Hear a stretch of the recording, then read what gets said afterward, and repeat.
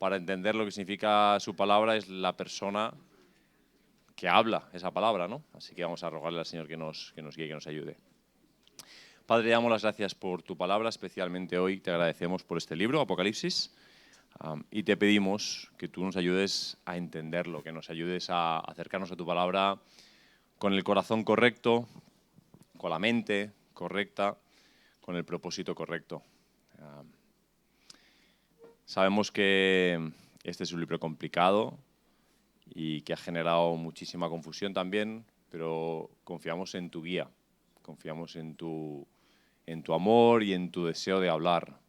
Si este libro existe es porque tú hablas. Este libro existe porque tú decides hablarnos. Tú eres el que toma la iniciativa de hablarnos. Y si has decidido hablarnos es porque quieres comunicarnos algo y quieres ser entendido. Así que gracias por tu palabra y gracias por tu voluntad de ser entendido, Padre. Ayúdanos en este ratito, que podamos cumplir el propósito de entender mejor este libro. Te lo pedimos en tu nombre. Amén.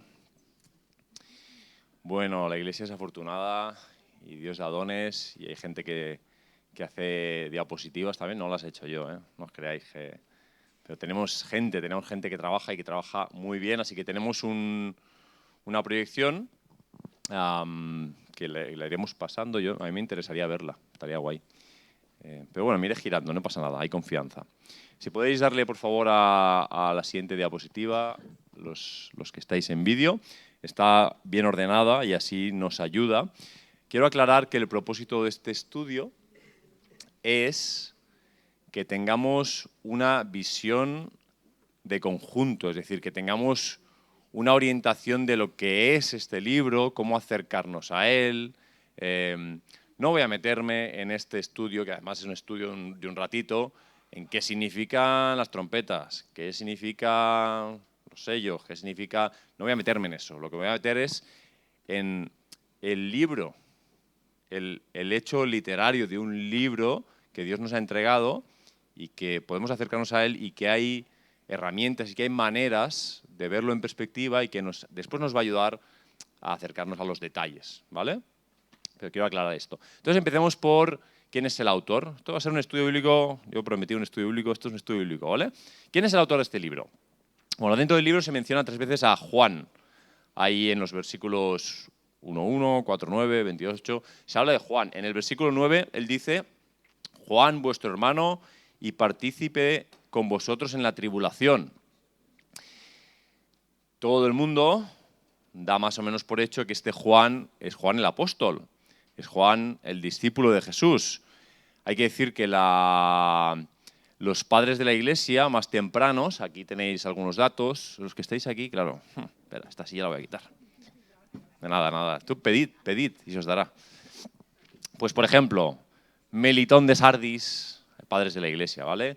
Ireneo de Esmirna, el canon de Muratori, ya durante todo el siglo II reconocen este libro. Lo reconocen como un libro autoritativo de la iglesia, ¿vale? En la iglesia antigua estuvo dividida básicamente en 2 frentes, lo que se llama iglesia occidental y iglesia oriental. En la iglesia occidental, que tiene que ver con todo el Mediterráneo norte, nunca hubo ninguna duda sobre que este libro era un libro que era canónico, vamos a decir así, que era autoritativo, que venía del mismo apóstol Juan. En la iglesia oriental, sin embargo, que tiene que ver con Alejandría, Egipto, hacia el sur un poquito, hubo más dudas porque en el siglo III un padre de la iglesia, un obispo que se llamaba Dionisio, por muchas razones que no tenemos el tiempo de discutir ahora mismo, puso en duda que Juan el apóstol fuera el autor de este libro. Dijo que era otro Juan, que sí se llamaba Juan era un nombre común, pero la verdad es que sus reflexiones al respecto, que tenían que ver con una comparación que él hizo, él estudió el Evangelio de Juan, las cartas de Juan y el Apocalipsis.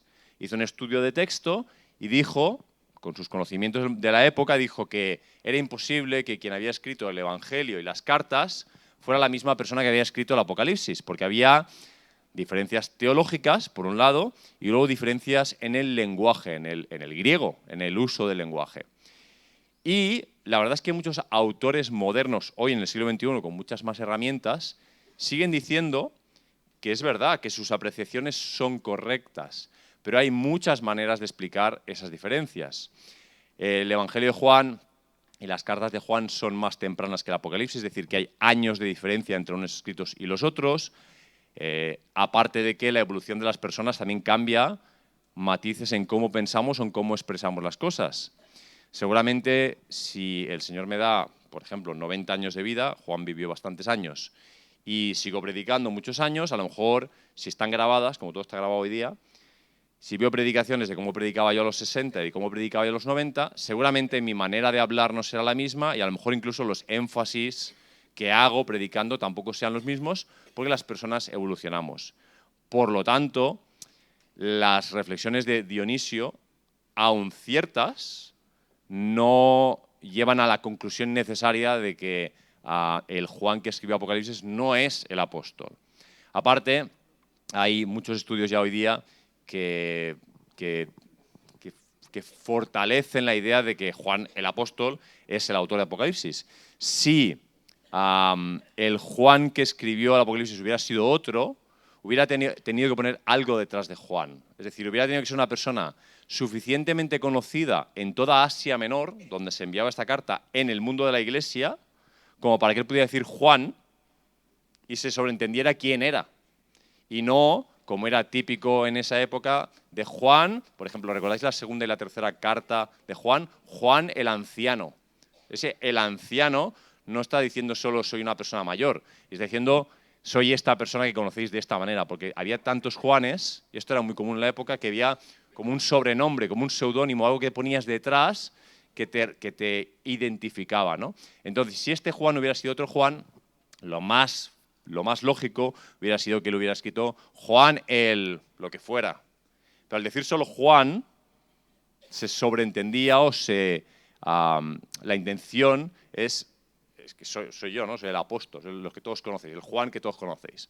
Entonces, no le doy muchas más vueltas al tema este del autor. Solo decir, para los que no estéis habituados o acostumbrados a hacer estudios bíblicos en profundidad, metiéndose en estos detalles, que si el autor del Apocalipsis no fuera Juan el Apóstol, tampoco pasa nada.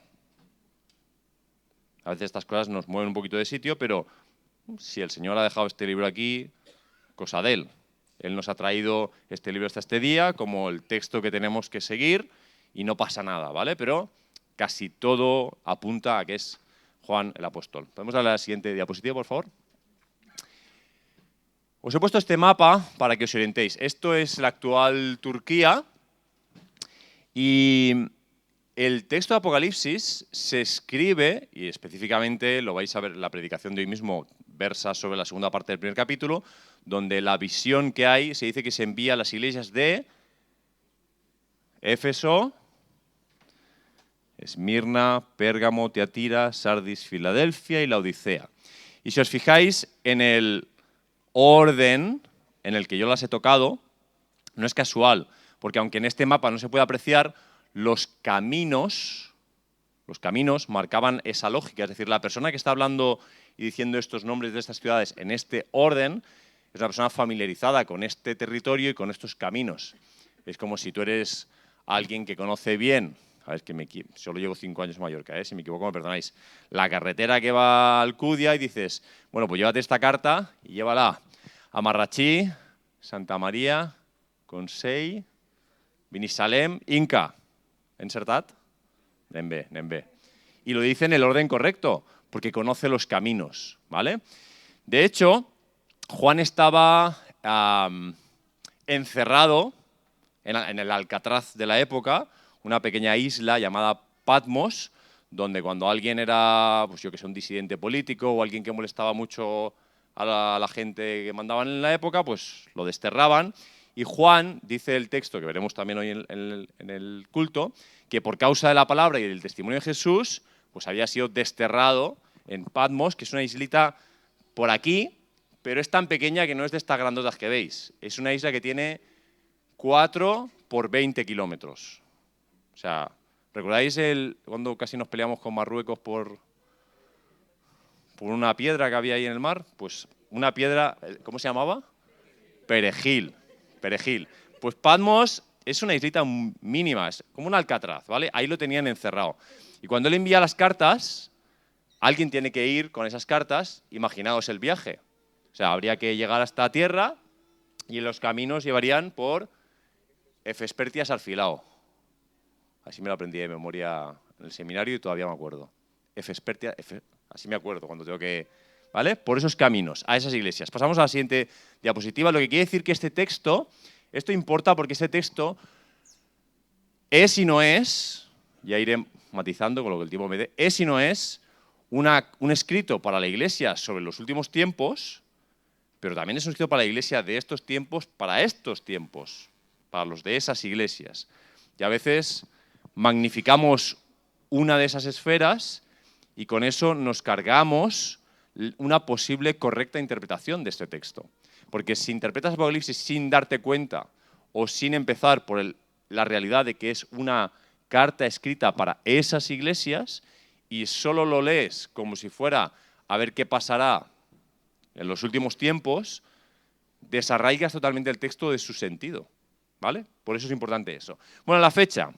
¿Cuándo fue escrito este libro? Solo hay dos teorías viables y casi todo el mundo está ubicado en una concreta, pero me gusta deciros las dos para que sepáis un poquito lo que se cuece.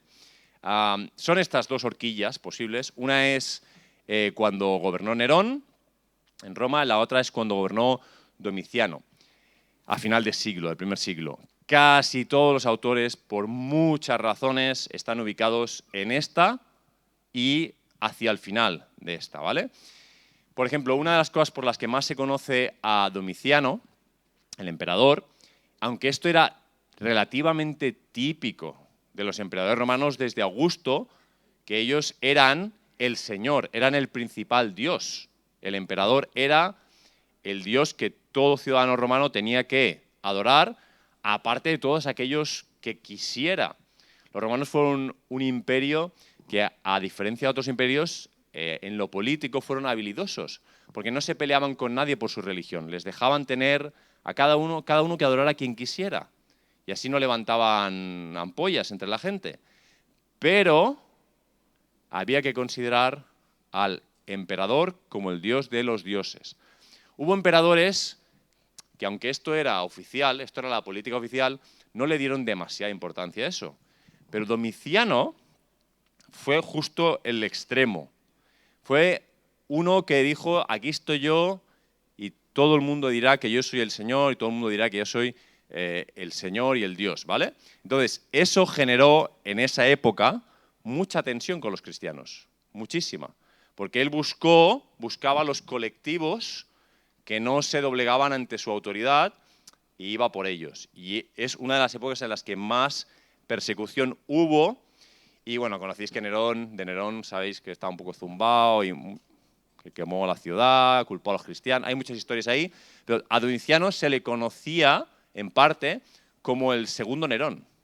O sea, hay mucha historia ahí. Bueno, el libro está ubicado al final del siglo I y, por ejemplo, en el libro Contra las herejías, escrito por Ireneo, sobre el año 180, se dice específicamente que la visión de Apocalipsis fue recibida por Juan en tiempos de Domiciano. Es decir, no solo lo sabemos por lo que el texto nos deja ver, sino porque hay evidencias externas. Por cierto, en la primera diapositiva, cuando se ha hablado del autor, y os he dicho, algunos padres de la Iglesia en el segundo siglo ya están diciendo que ese texto es de Juan el Apóstol, os he puesto algunos padres a conciencia, es decir, hay otros que decían lo mismo, pero os he puesto por ejemplo, os he puesto a uno que es de Esmirna y a otro que es de Tiatira, creo, o de Pérgamo, y lo he hecho a conciencia porque, pensad, si ellos reciben una carta en el año 100 o 105, viniendo del apóstol Juan, y es el Apocalipsis, que en esa ciudad, en Esmirna o en Tiatira, donde han recibido esa carta, haya un padre de la Iglesia que apenas está una generación o una generación y media después diciendo esto lo hemos recibido de él, da fe de la continuidad histórica y de la lógica histórica que hay detrás de esto. ¿Se entiende? Pues bien, pues seguimos. Fecha, para adelante, más cosas. Composición. Bueno, Cuando hablo de la composición me refiero a la composición literaria. ¿Qué libro es este? Es decir, cuando tú lees 1 Samuel, tú dices, bueno, estos son crónicas históricas. Cuando tú lees Levítico, a poco que manejes un poco el lenguaje, te das cuenta que hay mucha jurisprudencia de la época. Cuando tú lees los Salmos, dices, esto es poesía. Ahora, cuando tú lees el Apocalipsis, ¿esto qué es? Te queda más remedio preguntarte, ¿realmente esto que estoy leyendo, a qué pertenece? Hay un pequeño vacío en nuestro conocimiento en relación a lo que se llama literatura apocalíptica. Conocemos el Apocalipsis, el de la Biblia, y a veces nos pensamos que es como único en su género, pero literalmente desde el siglo II antes de Cristo hasta el siglo I de nuestra era, es decir, durante unos 300 años, fueron muy habituales los apocalipsis. La idea, ¿vale? Ojo, no el nombre del libro, sino una literatura apocalíptica que tiene unas características literarias comunes. Por ejemplo, siempre eran libros seudónimos. Eso significa que nunca sabías el autor del libro, sino que alguien escribía y normalmente ponía la autoría del libro en personas que ni siquiera estaban vivas, como el Apocalipsis de Noé, el Apocalipsis de Abraham. O sea, lo ponía en nombres de padres originales de la iglesia, o sea, de la historia del pueblo, o de personas autoritativas, como empujando la intención o la autoridad del libro. Estos libros se parecían mucho en el lenguaje a lo que es nuestro Apocalipsis, es decir, eran libros que contenían siempre visiones, que hablaban de montones de seres angélicos de todo tipo y figura, que mostraban visiones celestiales, sueños, que generaban casi siempre una expectativa del futuro, se hablaban de lo porvenir. Esto era común y tiene sentido en relación a la historia del pueblo, es decir, desde que se vuelve del cautiverio babilónico, siglo V, se reconstruye el templo, están los libros ahí de Nehemías, de Esdras, todos estos libros. Y luego, ¡pum!, desaparece el relato histórico de la Biblia, se acaba. Ahí en Malaquías, se acaba. Y hay varios años ahí, 400 años, en los que nosotros tenemos un silencio, pero no quiere decir que no haya ni registros históricos ni literarios. Lo que sucedió en los siglos siguientes generó tal desazón en el pueblo, porque volvieron a su tierra, habían sido llevados fuera de su tierra, vuelven a su tierra, vuelven a construir el templo, pero enseguida empiezan nuevas conquistas de otros pueblos. Vienen los griegos con, se llamaba Alejandro Magno, y conquistan y les arrebatan su territorio. Cuando se muere Alejandro Magno, parte de sus generales y sus hijos que se pelearon el territorio van a estar conquistando y perdiendo el territorio que en teoría era de los judíos, y entre el pueblo judío se generó una desazón, un desánimo tal, como, bueno, las promesas de Dios ya tal, y empezaron a pensar en el futuro, empezaron a imaginar como la tierra prometida, pero no la física, sino ya la espiritual, y solo hablaban del futuro y empezaron a generar este tipo de literatura, ¿vale? Ahora, cuando tú llegas al Apocalipsis, si podéis pasar, por favor, a la siguiente, eso es. ¿A qué género literario pertenece este libro? Te encuentras con una realidad compleja que la tienes que abrazar para entender el libro. Porque normalmente los libros tienen un género literario y un género literario te da una manera de leer. Si tú abres un libro de poesía y empiezas a leer poesía, no puedes interpretar lo que estás leyendo como cuando abres el periódico y lees un artículo periodístico, o cuando lees una crónica histórica, o cuando lees jurisprudencia. Es decir, cada género tiene su manera de ser entendido. Este es uno de los principales problemas por los que entendemos mal muchas veces escritos de la Biblia. Porque no puedes interpretar igual un salmo que un libro histórico que un Apocalipsis, ¿vale? Ahora, este libro es la Trinidad. No sé cómo explicarlo mejor. Porque Juan dice en el primer versículo que esto es una profecía. Y la literatura profética también tiene sus características y su manera de ser interpretada. Y cuando Juan dice esto es una profecía, y Juan es judío, y viene de la misma raíz que Ezequiel, que Isaías, que todos los profetas del Antiguo Testamento, te está informando de que hay una manera de leer lo que viene detrás. Y tienes que entender cómo leer y cómo interpretar la profecía para acercarte a este libro. Ahora, lamentablemente, o no solo es profecía, sino que el Apocalipsis contiene muchos elementos de lo que llamamos epístolas, a las cuales estamos más acostumbrados, porque leemos muchas veces las cartas de Pablo. Leemos una carta de Pablo a los Efesios, a los Filipenses, y el tema de las cartas lo tenemos más a la mano. Ya no enviamos cartas, pero enviamos mails, ya casi tampoco enviamos mails, pero todos estamos acostumbrados a esto de saludar a alguien por su nombre, ¿no? Así son las cartas. Hay un saludo, esta es la razón por la que te escribo, hay unos contenidos. Una carta es algo muy familiar para nosotros. Bueno, el Apocalipsis tiene mucho de carta, porque hay un autor que se autodetermina, no como, por ejemplo, en la literatura apocalíptica, donde es seudónimo. Aquí no. Aquí sí dice, yo soy Juan, el que estoy escribiendo soy Juan. No es como cuando en las redes sociales alguien discute contigo algo, pero la persona que hay detrás ni siquiera tiene su nombre puesto, sino que es una red de estas que es, por ejemplo, yo qué sé, el teólogo del pueblo, por ejemplo, se llama así, ¿no? En Twitter, el teólogo del pueblo, y se pone a discutir contigo algo de teología, pero no sabes ni quién es la persona que está detrás, seudónimo, está discutiendo contigo en el nombre del cristianismo. Pues aquí sí sabemos quién escribe. Él dice, oye, me hago responsable de lo que digo. Eso es lo que haces cuando dices, esto lo he escrito yo. Esto es lo que yo vi. Si alguien tiene dudas, puede venir y preguntar. Pero cuando escribe quién sabe qué, pero Juan, pues eso es propio del género epistolar. Hay destinatarios. Este libro está escrito para alguien. Si no estuviera escrito para alguien concreto, sería mucho más difícil de interpretar. Pero cuando está escrito para 7 iglesias concretas en Asia Menor, eso nos ayuda muchísimo a saber cómo acercarnos al texto. Ahora, esto no solo es profecía y no solo es un género epistolar, también es, de lo que os estaba hablando, es literatura apocalíptica. No tiene nada que ver con el nombre. Quiero ayudaros a distinguir entre las dos cosas. Una cosa es que el libro se llame Apocalipsis, que normalmente al español traducimos esa palabra como revelación. De hecho, en inglés el libro se llama así, Revelation, ¿vale? Que en verdad es una palabra que se asemeja mucho, es difícil de traducir, aunque revelación está bien traducido, pero es una palabra que significa también verdad revelada, o sea, como lo que hacíamos con las fotografías, ¿no? De un negativo que necesita luz para que tú veas lo que es. Es como quitar una cortina y ver lo que hay detrás, ¿no? Eso es lo que significa esa palabra. Pero cuando hablo de literatura apocalíptica, no lo confundáis con el nombre del libro.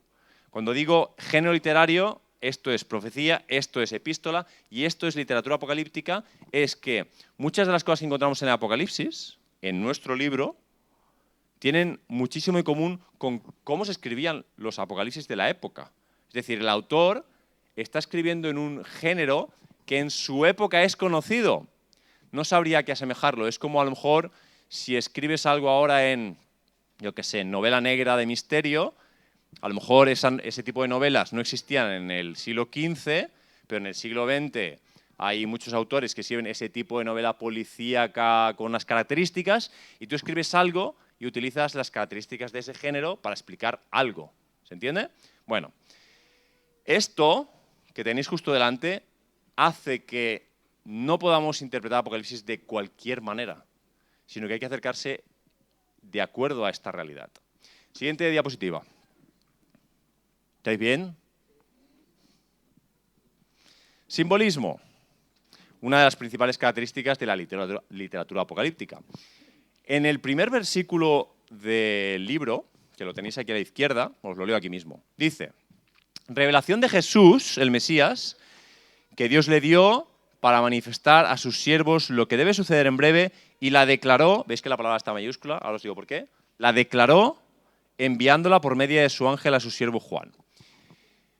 Cuando leemos esto en castellano y leemos declaró, en algunas otras versiones ponía, creo que era manifestó o No recuerdo. Si tenéis alguna versión que dice alguna palabra decente, me lo recordáis. Pero bueno, cuando dices declaró, claro, declarar en español es algo verbal, ¿no? De hecho, aclarar, declarar, implica como traer a la claridad de forma verbal, ¿no? Declarar, de alguna manera, decir en voz alta algo para que sea claro.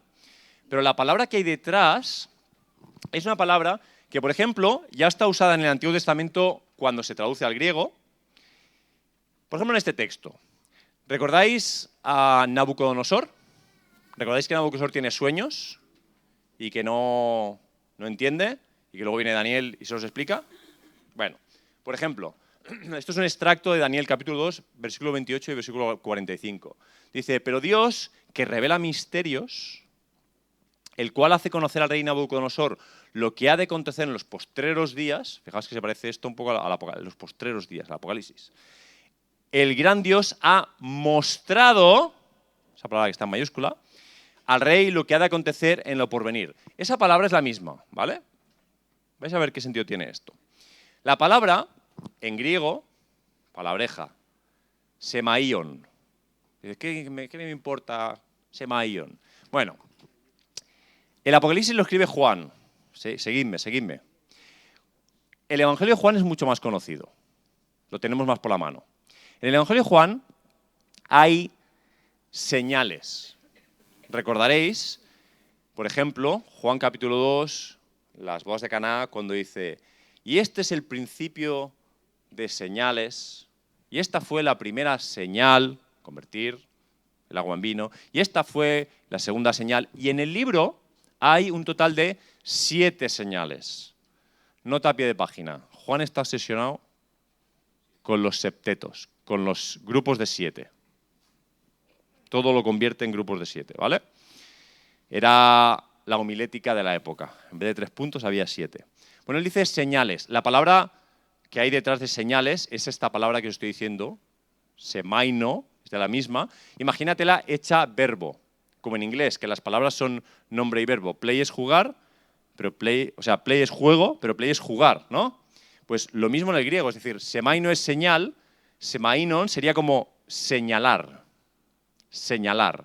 Entonces la palabra que hay detrás de esto, que aquí decimos declarar, en realidad, en la mente de la época, era más simbolizar, significar, señalar a través de una señal. Cuando vas por la carretera, tú ves una señal y la señal es un palo con un trozo de metal que pone 60. En sí, ¿eso qué es? No es nada. Es un trozo de hierro. Alguien, un chapero, como se llame, lo ha hecho. Pero no significaría nada si tú no te estudiaras primero un libro, un manual, para aprender a conducir, luego te examinaras, y alguien te hubiera informado de que esa señal significa que a la velocidad máxima a la que tú puedes conducir es 60. Es decir, eso solo es una señal, un código que hemos generado, que los que conducimos conocemos, y la señal te lleva a una información. Es decir, el objetivo de una señal es señalar algo. ¿Sí? Lo que está diciendo el autor desde el versículo 1 es, ojo, que aquí vienen un montón de símbolos, de señales, con los que estoy intentando señalar algo. Si tratamos eso con cuidado, número 1, no nos vamos a obsesionar con las señales en sí, porque las señales solo tienen el propósito de señalar algo. O sea, aquí lo que importa no es qué son las copas y qué son las trompetas, sino hacia dónde me quiere llevar Dios con esto. ¿Qué es lo que me quiere decir con todo esto? Con estos seres mágicos que aparecen por Apocalipsis constantemente. Sí, vale, vamos a ver qué significan hasta donde podamos entender, pero sobre todo, ¿qué están señalando? ¿A dónde me quieren llevar? ¿Qué es lo que me quiere comunicar Dios? Porque su intención te lo está diciendo en el versículo 1. Es esa. Es una revelación para que a través de símbolos tú entiendas.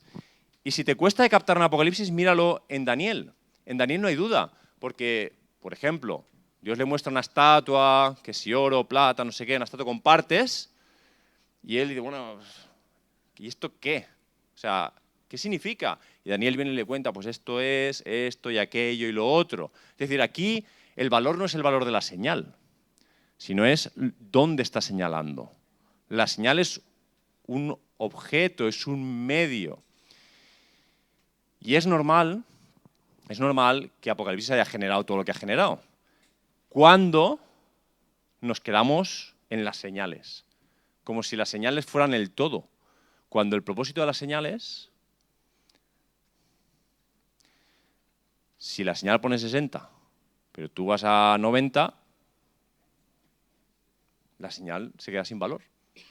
El objetivo de la señal es ayudarte a entender que en ese momento en la vía tú tienes que ir a 60 por las razones que sean.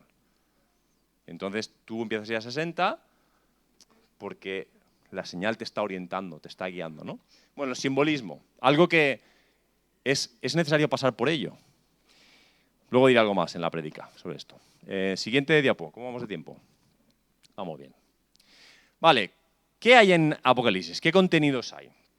Os los he puesto así como más o menos indexados. Lo podéis encontrar en cualquier libro, una introducción al Nuevo Testamento. No todo el mundo lo distribuye igual. Esto es complicado. Esto es como cuando... ¿Recordáis cuando estudiamos comentario de texto en el instituto? ¿Recordáis o no? Todos hemos estudiado comentario de texto. Esto se estudia en todos los países. Te dan un texto y... Venga, coméntamelo. ¡Hala! Y los que saben, los que tienen arte para rellenar páginas, pues... Y tú tienes que sacar la idea central o la idea principal de ese texto, las ideas secundarias, tienes que saber distribuir dónde está la introducción, cuántos párrafos hay, tienes que entender la sintaxis, la semántica, la gramática para llegar al punto de qué significa esto, ¿no? Ahora, cuando es poesía o cuando es... Pues tú lees 5 comentarios de texto de gente entendida y enfatizan a veces cosas diferentes. En esto pasa lo mismo. Distribuir el Apocalipsis es muy complicado. Hay partes que son muy claras, ¿no? El prólogo, el epílogo del libro, la gente no se pelea, que todo el mundo lo ve claro. Los mensajes a las 7 iglesias son... El texto te los marca tan claramente que es imposible pelearte con eso. Bueno, luego tienes 2 capítulos que algunos unen a lo siguiente, es decir, hay muchos autores que dicen, bueno, esto y esto va junto. Esto es como una especie de apertura donde esto está introducido, ¿no? Hay gente que lo separa, la visión del cielo, de la que Melanie nos hablaba un poco, donde tú ves en 2 capítulos en el cielo un ejército de todo tipo de seres, alabando, adorando, reconociendo.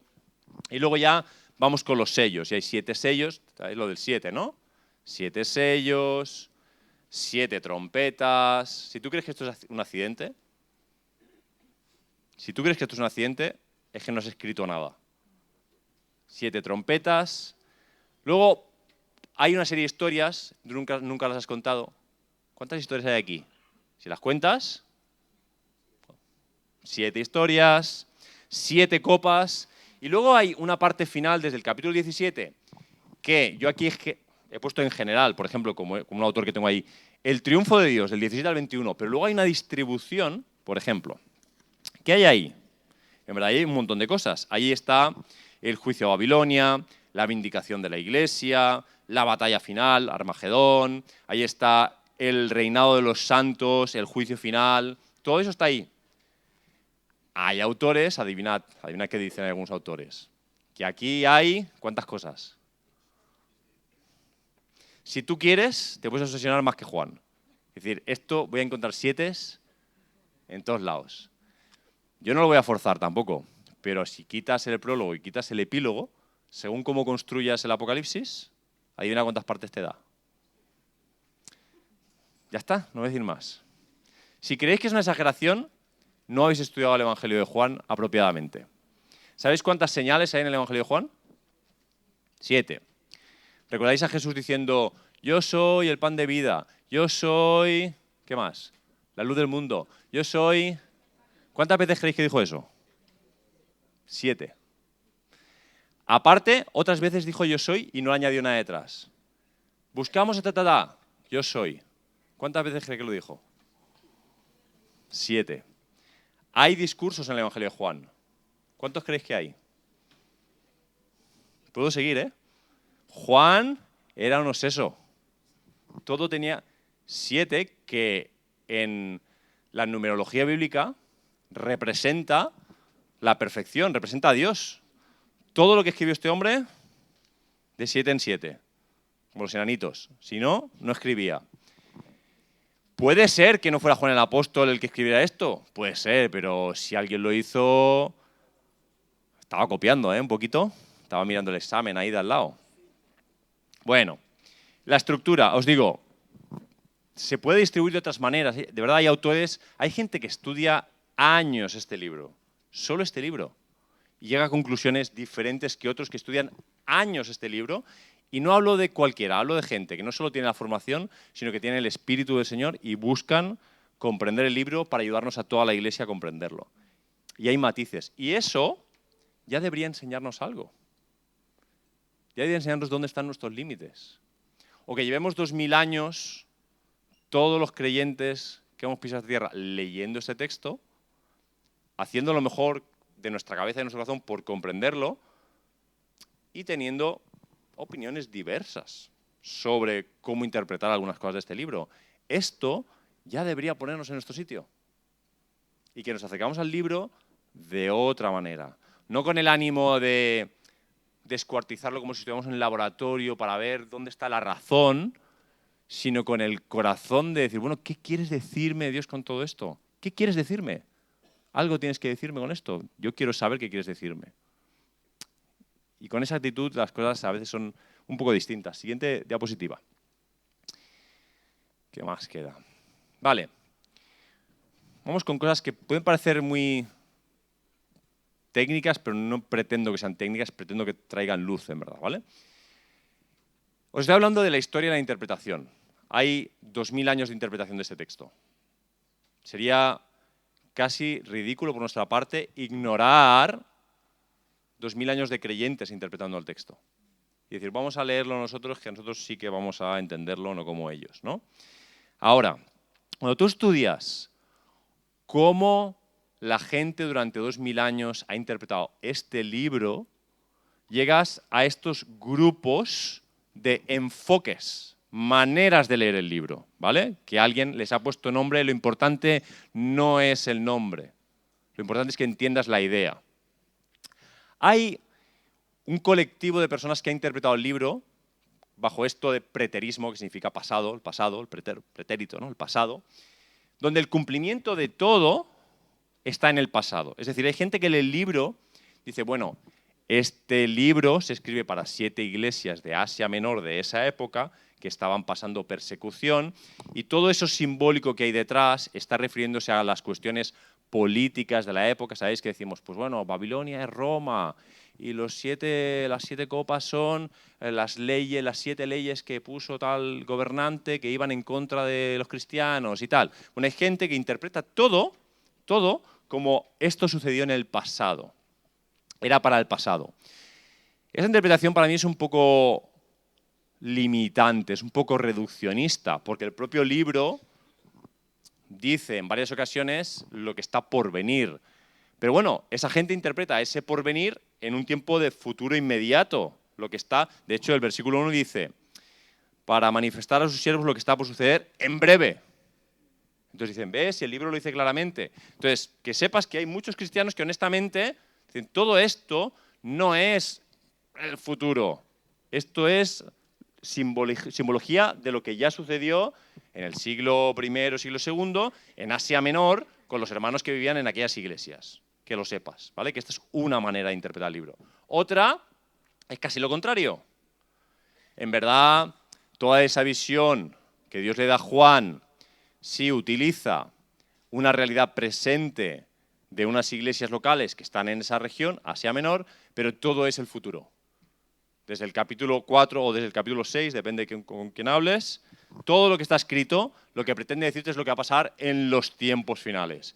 Y ahí es donde entramos con todo el debate escatológico, debate sobre la teología de los tiempos finales.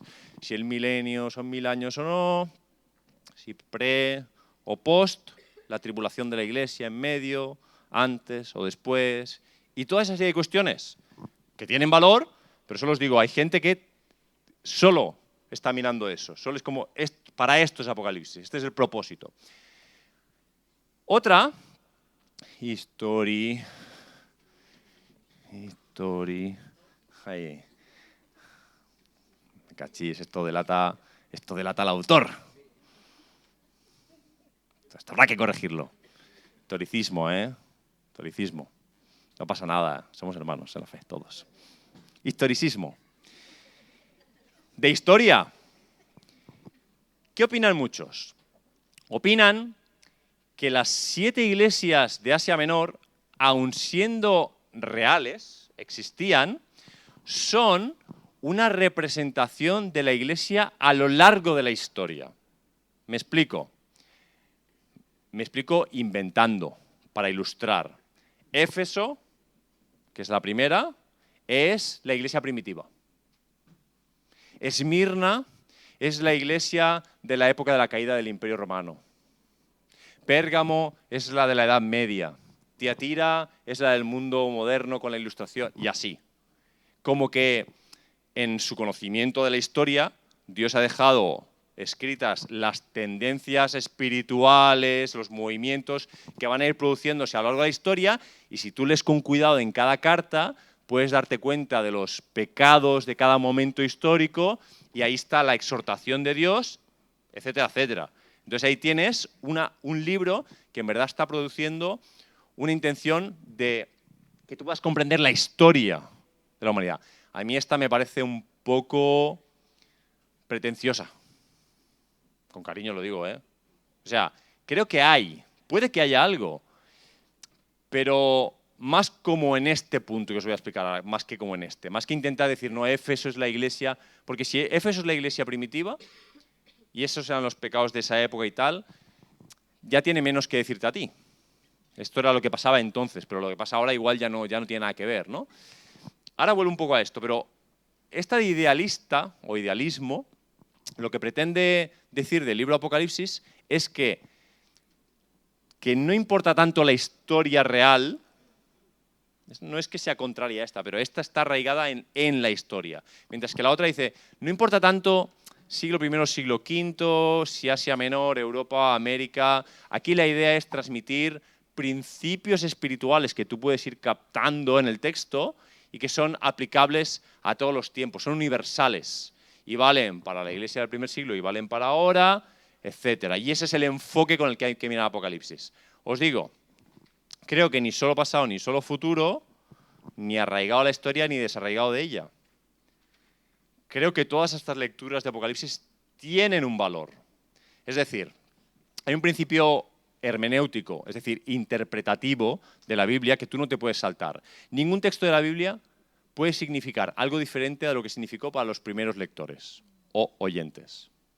Si Pablo escribió una carta a las personas que estaban en Éfeso para decirles unas cosas a ellos, tú no te puedes saltar, si quieres interpretar bien el texto, qué significaba para ellos esa carta. Desde ahí puedes construir otras cosas, tienes que saltar, trazar un puente a tu realidad, decir, bueno, de lo que les dijo a ellos, ¿qué aplica para mí? Pero es imposible interpretar correctamente la Biblia saltándote el paso número 1. ¿Qué sentido tenía ese texto para los primeros receptores, para los receptores originales? Que no significa que no sea también para ti la carta, pero fue primero para ellos, primero temporalmente. No es una cuestión de que sean más importantes que tú. Con Apocalipsis pasa igual. Tú no te puedes saltar a los primeros receptores de la carta. Había iglesias reales en esas ciudades y recibieron esta carta y tenía sentido para ellos. Lo que les decían estaba arraigado en su realidad histórica. Pero negar que Apocalipsis también está tirando líneas hacia el futuro y que el Señor nos está informando de dinámicas espirituales e históricas que están sucediendo y que van a suceder, creo que también es negar parte de lo que este libro es. Y lo mismo os digo con estas dos. Pues claro que son principios espirituales que tú puedes ir captando en el texto y que son aplicables a todas las épocas, muchos de ellos. Hay que tener habilidad para entender esos principios y captarlos, hay que interpretar. Pero creo que también podemos ver la historia de la Iglesia. Y que podemos ver en las iglesias de Éfeso, Esmirna, Pérgamo, tal, y en el resto del texto, la realidad que si lees libros de historia de la Iglesia vas a ver reflejada en diferentes épocas. Entonces creo que todos estos acercamientos tienen sentido, tienen en cierto sentido, tienen cierta verdad, si la palabra aplica para el caso, y que no sería sabio por nuestra parte saltárnoslos, lo que implica muchas lecturas de Apocalipsis. No sé si a través del estudio estáis empezando a captar, si no ya, y es parte de mi intención, la complejidad. Es complejo esto. No es algo que, bueno, cualquier lectura y la primera lectura es la que vale y esto es lo que significa. No tiene sentido hacer eso. No tiene sentido. Creo que vamos a violentar las intenciones de Dios cuando nos deja un libro como este. Porque si Dios hubiera querido darte una escatología sistemática, pues la hubiera escrito. Si hay gente que la escribe, bueno, esto no es una escatología, pero si hay gente que es capaz de escribir una escatología sistemática, imaginaos Dios, ¿no? Dios, si es el que sabe. Nosotros no estamos ahí intentando, pero si Él hubiera querido decirnos, tomad nota, en el año 2084 pasará esto, esto y esto en este orden. Pero tranquilos, porque en el 85 enviaré un ángel y esto y lo otro. Y aquí, tranquilos, habrá que esperar 5 años hasta el 90 para que, si Dios hubiera querido, lo hubiera hecho. Si no lo ha hecho, es porque no es su voluntad, no quiere. Y si ha querido, voy a arriesgar más, si ha querido dejarnos cuadros impresionistas, cubistas y futuristas en palabras, ¿has estado alguna vez en un museo viendo un cuadro impresionista, futurista, cubista? ¿Has estado alguna vez? No un bodegón de estos que tú lo ves y ves claramente una manzana, un plátano, estos son claramente identificables. No, un cuadro cubista que tú lo miras, te quedas así. Bueno, te ponen un audioguía y escuchas a una voz en off que te explica que el cubismo es esto y aquello y tenía estas intenciones y por esto llegó a ser, y tú dices, bueno, vale, pues entiendo por qué pintaba líneas rectas y no curvas, vale, pero ¿sabes? Pero sin embargo, tiene un valor el arte. La belleza y el arte tienen un valor per se. ¿Tú has visto el mundo? ¿Tú has echado un vistazo a la creación? Tú no explicas una puesta de sol. ¿Tú te has sentado con alguien alguna vez a tomar un café? Mira, déjame, te voy a explicar una puesta de sol. Yo me senté ahí en Saforadada. Yo me senté. Había una roca, tenía un agujero. Aquel día no había muchas nubes y entonces pude apreciar bien cómo el sol bajaba. ¿Tú sabes lo aburrido que sería escuchar una puesta de sol? Escucharla. Ahora, tú te vas a Saforadada, te sientas ahí con un cafecillo a mirar la puesta de sol y no necesitas palabras. ¿Y si Dios ha querido causar impresiones también? No solo transmitir ideas, no solo sistematizar ideas, como que tienes que saber 1, 2 y 3, sino que también quiere que sientas, que aprecies, que mires. ¿Y si Dios también quiere eso? Y eso tiene un sentido. Yo pienso que ya que estoy, ten en cuenta que todo lo que digo lo digo yo a título personal, no lo dice la Iglesia Cristiana Evangélica Palma Mallorca, solo lo digo yo. Si supiéramos todo lo que está por venir, si somos insoportables ya, de orgullosos, perdonad, hablo por mi casa solo. Si ya somos tan así como somos, imaginaos que realmente supiéramos, si tratamos al mundo como lo tratamos, con todo el desconocimiento que tenemos, si tuviéramos todo ese conocimiento, ¿cómo trataríamos al mundo? Yo creo que Dios, se me ocurren algunas ideas por las cuales Dios nos ha dejado el Apocalipsis y no una teología sistemática, escatológica. Son mis ideas, no tienen que ser las tuyas. Te las comparto porque somos amigos y familia, ya está. Más cosas. Esto es desde el punto de vista teológico, ¿no? Enfoques. ¿Hay algo más? ¿Qué hora es? Que no cumpliré, dale. Corre. Que nadie se asuste. Me explico, ¿vale? A ver.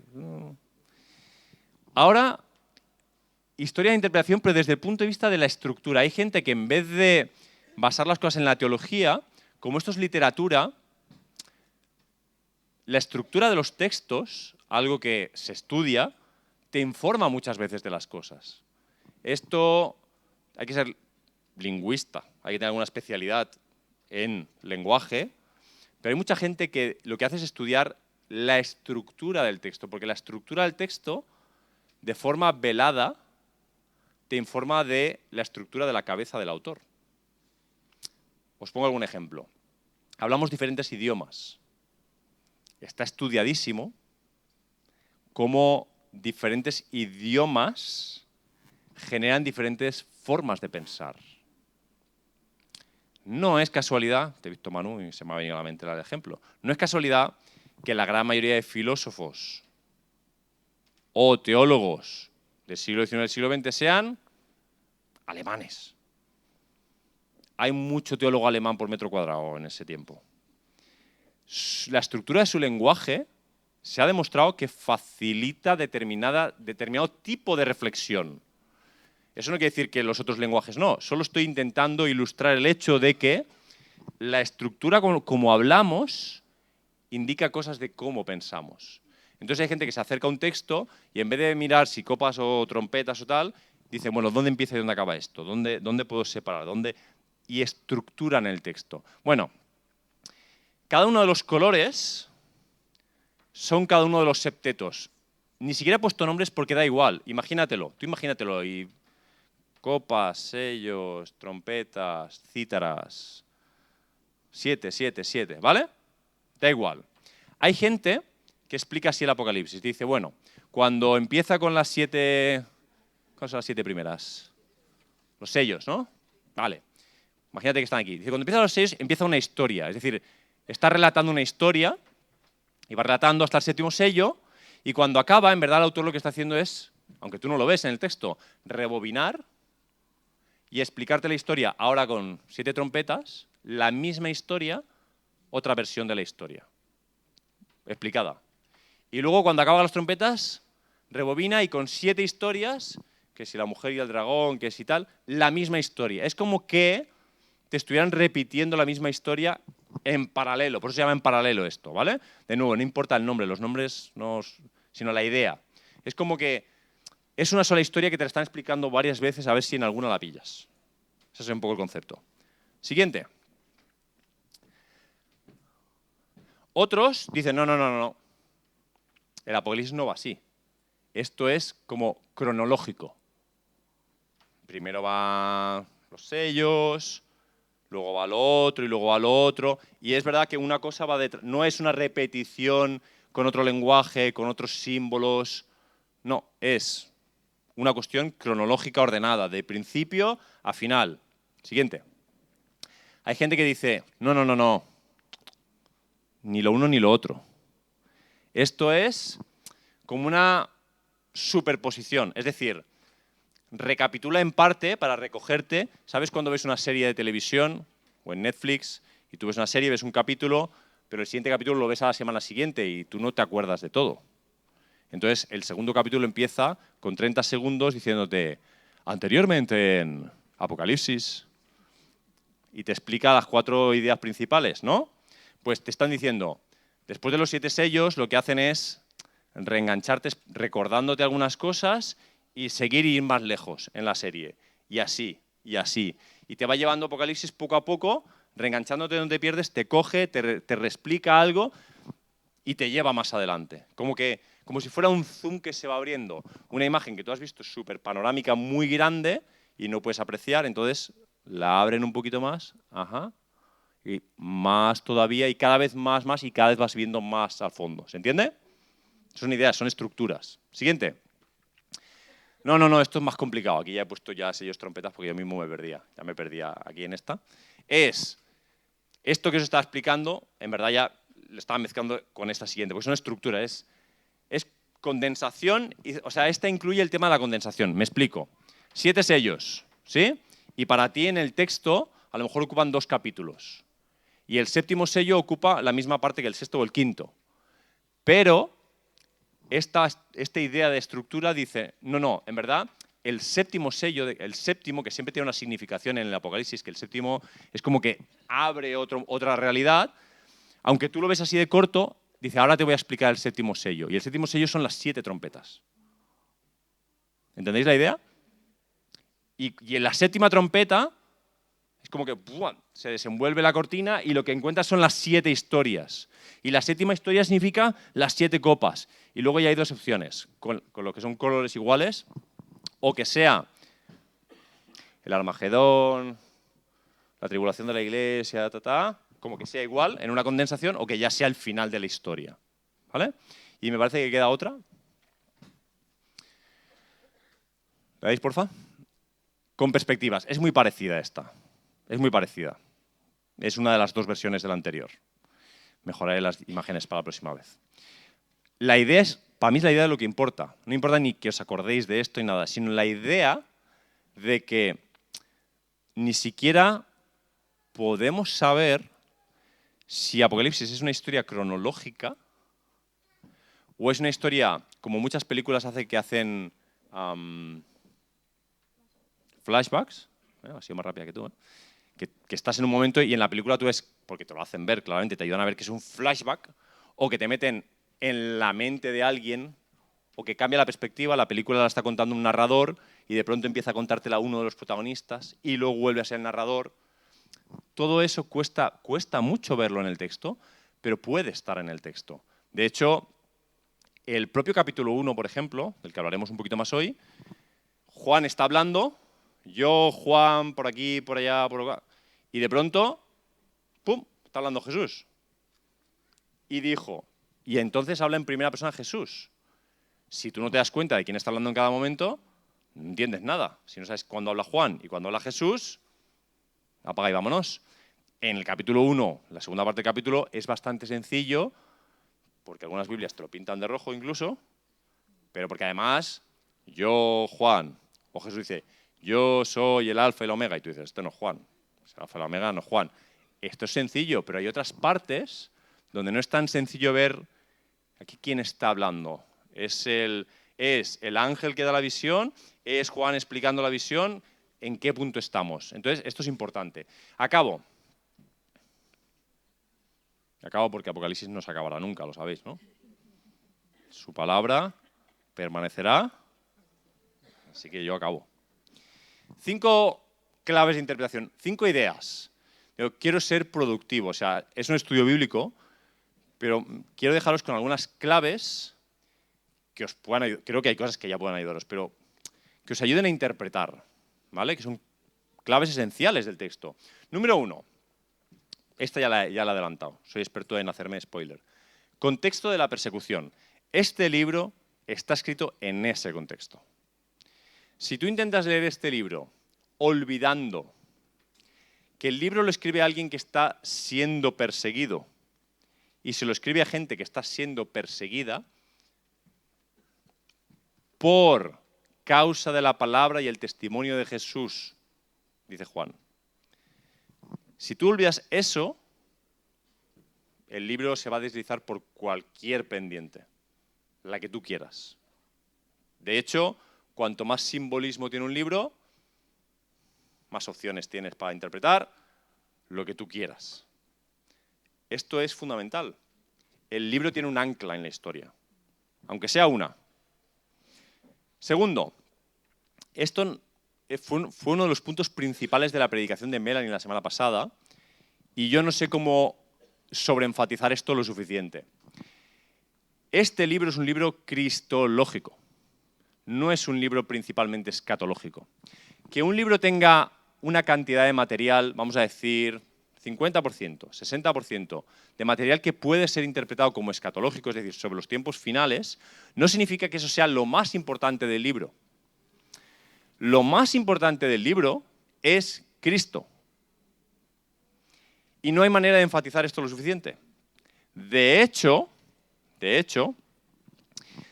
si todo lo escatológico que se dice puede llegar a ser o es, solamente puede llegar a ser o es porque Cristo es Cristo. Él está gobernando la historia y va a hacer que las cosas sean como es su voluntad. Si no hay Cristo, no hay escatología. Si no hay Cristo, no hay tiempos finales. Si Jesús no es Señor, olvídate del milenio, del Armagedón, de las trompetas y de los sellos.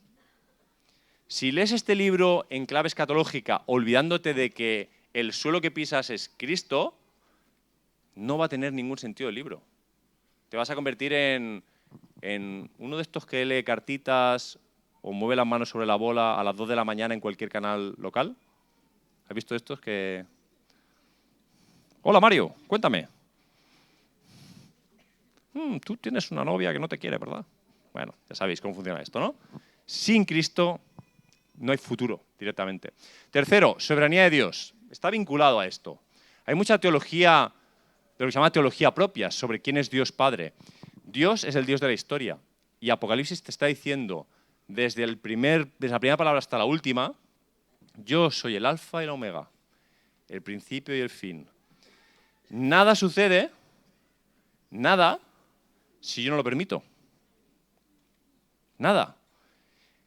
Leer Apocalipsis sin esa clave también es una destrucción para la interpretación del libro.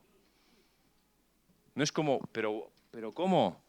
¿Cómo que sueltas al diablo después de atarlo 1000 años ya lo sueltas? ¿Estás loco, Dios? ¿Qué estás haciendo? El pensamiento es legítimo, pero ¿sabrá Dios lo que hace? Si Dios es soberano, hay una cosa que está por encima de la locura del simbolismo, que es, Dios sabe lo que hace, puedo confiar en Él.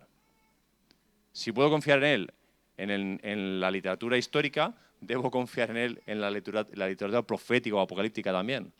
Aunque vaya más allá de mi cabeza, recordar la conversación con Pedro cuando está lavando los pies. Tú no entiendes lo que yo hago, pero tranquilo, lo entenderás después. Pues oye, todas las preguntas que tengáis sobre Apocalipsis, después. Cuando lleguéis a su presencia, decís, Señor, ¿por qué trompetas y copas y tal? Pues mira, chico, era por esto, por lo otro. Él es soberano. Es que se nos escapan los puntos principales del libro. Ahora, escatología. Claro que sí. Claro que hay mucha información y muy valiosa sobre los tiempos finales. Pero ojo, estoy siendo escapista hoy con la escatología, ya veréis. Ojo, porque la escatología tiene dos partes. Yo he estudiado escatología en el seminario y os puedo decir que tiene dos partes, que para los teólogos son igualmente importantes. Nosotros solo estamos interesados, parece, por lo menos por redes sociales parece, que estamos interesados en la parte futurista, en el amarillismo de la escatología, en el morbosillo, como será, cuando será, Y yo es que cada vez me encuentro con ese texto de Hechos 1 que no me lo puedo evitar. Señor, ¿restaurarás Israel ahora o no? Dínoslo, somos tus discípulos. Es que ni yo lo sé, chicos. Ni yo lo sé. Esto está en manos del Padre. Si Jesús confía en el Padre y ni él mismo pretende saber algo, Jesús terreno por lo menos, pues de nuevo es información que no entiendo cómo se nos escapa. Ahora, Dios nos ha dado información sobre cosas del futuro, pero la otra mitad de la escatología, para los teólogos, tal como lo estudian, es ¿qué significa ese futuro para mi presente? El principal fruto de la escatología tiene que ser la esperanza. Y la esperanza no es futura, la esperanza es presente. Lo que espero es futuro. Pero como espero algo, tengo esperanza. Y las dos cosas están unidas y son inseparables. Espero algo, tengo esperanza. Una cosa es futura, la otra es presente. Todo lo que haya que vivir en el futuro me hace vivir el presente de una manera concreta. Si yo vivo con la convicción de que Dios tiene mi vida en sus manos porque es soberano y que venga lo que venga, Él me sostiene. Estoy predicando ya, sí, ¿verdad? Esto era un estudio bíblico, perdonad, ¿eh? Perdonad. Igual me estoy pinchando la predicación de luego, ¿ya? Pero bueno, ya sí sabéis la mitad luego. Si tengo esa convicción, vivo el presente de una manera concreta. Entonces, el futuro que Dios nos ha revelado, quiero creer que, entre otras cosas, nos lo ha revelado para que vivamos el presente de una manera concreta. que no es escapista, no es me niego a mirar el presente, solo quiero saber el futuro, que venga ya el futuro, por favor, que se acabe este presente. Esa no es la intención de la escatología, es justo lo contrario. No, agárrate a vivir en el presente de la manera en la que este futuro te invita a vivir. Lo último, eclesiología. El Apocalipsis es un texto para la Iglesia. Las próximas 7 semanas los predicadores no os vamos a caer bien. No vamos a gustar. Vamos, en el rating de popularidad, vamos a caer en picado porque vamos a estar predicando 7 cartas a 7 iglesias que son durillas. Pero, ojo, que no tengo yo ningún ánimo de caeros peor. No me esfuerzo por ello. Es que están en la Biblia. Y es que pone que son para la iglesia. Es decir, este libro es un libro de eclesiología.